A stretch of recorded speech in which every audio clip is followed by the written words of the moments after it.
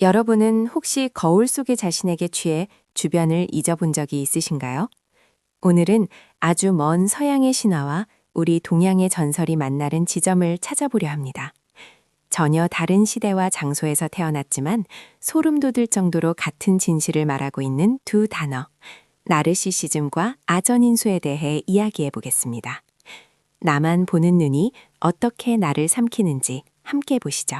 아주 먼 옛날 그리스의 고요한 숲속 연못에는 자시마 얼굴에 매료되어 물속으로 빠져든 아름다운 청년이 있었습니다.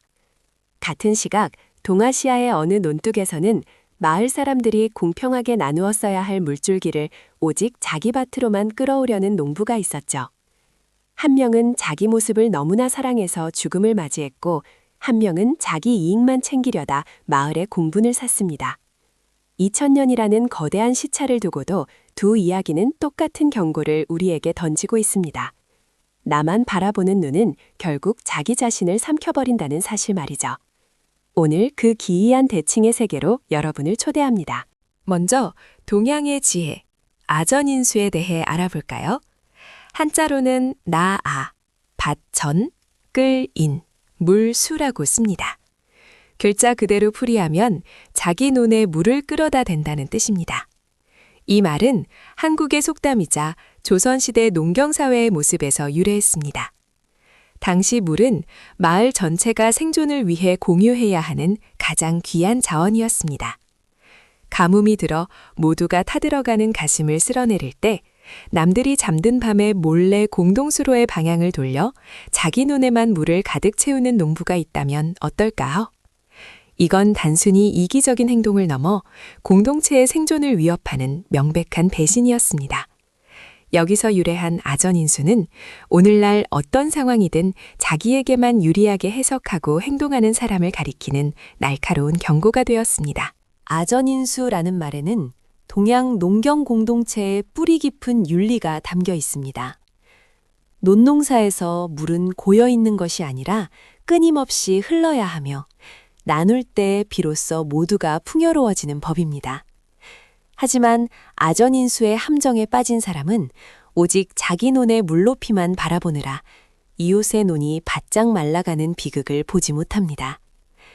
나르키소스가 타인의 사랑과 간절한 부름을 거절하며 고립되었듯이 아전인수 역시 공동체와의 소중한 연결고리를 스스로 끊어버리는 행위입니다.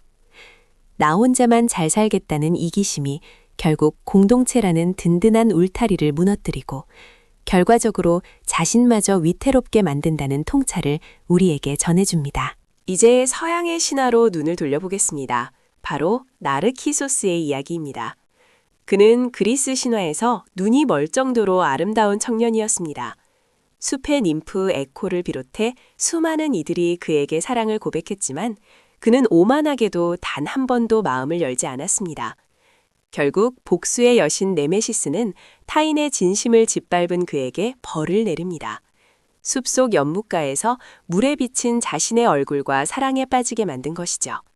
그는 물속의 존재가 자신이라는 사실도 모른 채 밤낮으로 연못을 떠나지 못하다가 결국 그 자리에서 수선화로 변해 죽고 말았습니다. 1822년 영국의 시인 콜리지가 이 신화에서 나르시시즘이라는 단어를 처음 만들었고 이후 프로이트를 통해 현대 심리학의 핵심 용어로 자리 잡게 되었습니다. 여기서 우리는 아주 흥미로운 어원을 발견할 수 있습니다. 나르시시즘의 뿌리가 되는 그리스어 나르케는 마비라는 뜻을 가지고 있습니다. 우리가 흔히 아는 마약, 즉 나커틱이라는 단어와 같은 뿌리죠. 나르키소스가 자기 모습에 홀려 몸을 움직이지 못하고 죽어갔듯 지독한 자기도취는 일종의 정신적 마비 상태라고 볼 수 있습니다. 나 자신이라는 좁은 틀 안에 갇혀서 외부 세계를 인지하지 못하고 타인의 고통이나 감정에 공감하지 못하는 상태야말로 현대판 나르키소스가 겪는 보이지 않는 마비인 셈입니다. 스스로를 너무 사랑한 나머지 세상을 볼 수 없게 된 것이죠. 동양의 아전인수와 서양의 나르시시즘은 서로 다른 언어를 쓰지만 핵심적인 진실을 공유합니다. 첫째, 본질적으로 나만 본다는 것입니다. 한 명은 연못에 비친 얼굴을, 한 명은 자기 논의 물줄기만 보았습니다. 둘째, 타인과의 관계를 파괴합니다. 에코의 목소리를 외면하고 마을의 공유 자원을 독점했죠. 셋째, 결국 그 끝은 고립과 자기 파괴입니다. 다만 흥미로운 차이점이 있다면 서양은 자기 도취를 개인의 비극적인 파멸로 묘사한 반면 동양은 이를 공동체의 신뢰를 무너뜨리는 사회적 문제로 바라보았다는 점입니다. 개인의 내면과 사회적 윤리라는 서로 다른 관점이 하나의 거울에서 만나는 것이 참 놀랍지 않나요? 자기만 비추는 거울은 결코 세상을 비추지 못합니다. 연못이든 논이든 물은 나눌 때 비로소 맑게 흐르는 법입니다. 여러분의 거울에는 지금 무엇이 비치고 있나요? 매일 한 쌍, 동양과 서양의 지혜를 잇는 온고에서 여러분과 함께 배우고 싶습니다.